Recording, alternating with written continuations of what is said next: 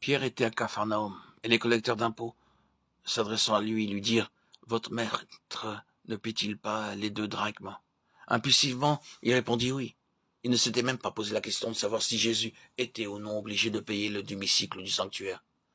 Lorsqu'il fut rentré dans la maison, Jésus aussitôt lui demanda « Simon, qu'en penses-tu ? Les rois de la terre, de qui perçoivent-ils des taxes ou un tribut? De leurs fils ou des étrangers ?»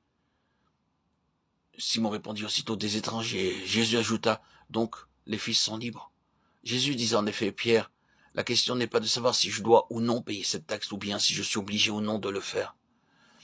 Ce n'est pas à nos yeux un détail insignifiant. Il touche au fait même de l'incarnation qui est primordial pour le christianisme.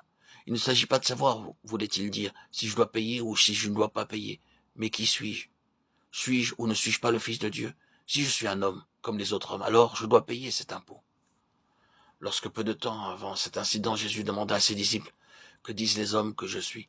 Ils répondirent « Les uns disent Jean-Baptiste, d'autres Élie, et d'autres Jérémie ou l'un des prophètes. » Oui, les hommes disent qu'il est un grand homme parmi les hommes, mais admettre simplement cela laisse cette question fondamentale sans réponse.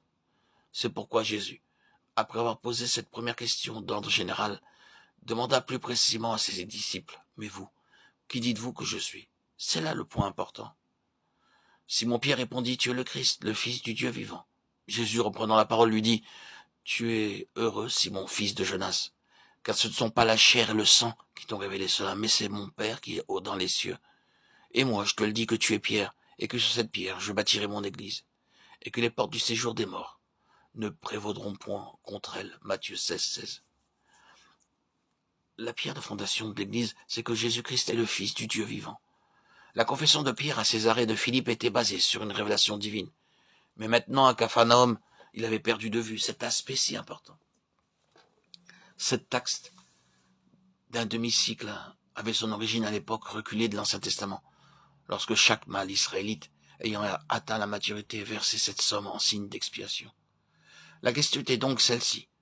Jésus était-il uniquement un Israélite parmi tant d'autres, ou n'était-il rien de moins que le Fils de Dieu? La question fondamentale à laquelle on doit répondre, ce n'est pas de savoir ce que Jésus a fait, mais de savoir qui il est. À Capharnaüm, Jésus confronta Pierre avec la question la plus fondamentale du christianisme.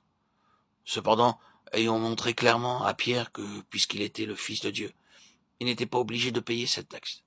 Et comme son geste pouvait aussi être un sujet de trouble pour les autres, il dit à Pierre « Va à la mer, jette l'hameçon, et tire le premier poisson qui viendra.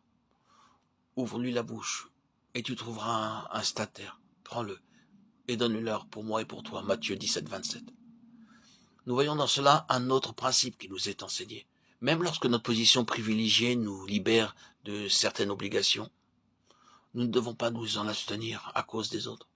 La crainte ne doit jamais être le motif de l'abstention de nos privilèges spirituels.